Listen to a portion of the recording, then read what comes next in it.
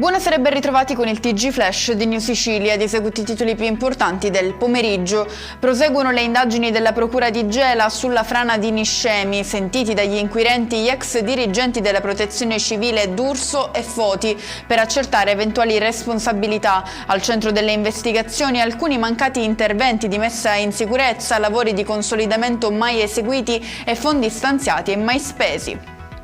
Respinta dal TAR di Palermo la richiesta di sospensione portata avanti dalla società Mondello Immobiliare Italo-Belga relativa al decreto di decadenza sulla concessione della spiaggia di Mondello. Si tratta di un passaggio determinante nel percorso improntato su chiarezza e trasparenza, lo ha affermato l'assessore al territorio e all'ambiente Giusy Savarino.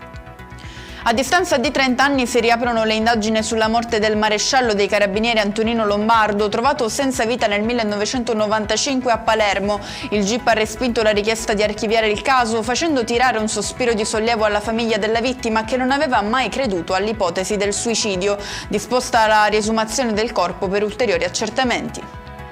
È morto all'età di 75 anni Giovanni Ferrara, imprenditore e storico ex presidente del Palermo, figura chiave nella rinascita del club rosanero dopo il fallimento dell'86, un uomo capace che ha mantenuto vivo lo spirito di appartenenza, lo ricorda così il sindaco La Galla.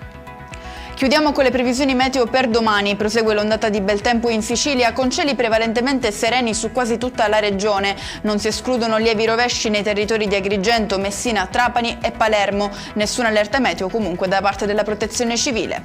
E con questo è tutto, prossimo appuntamento domani alle 13:30. Grazie per averci seguito, buon proseguimento di serata.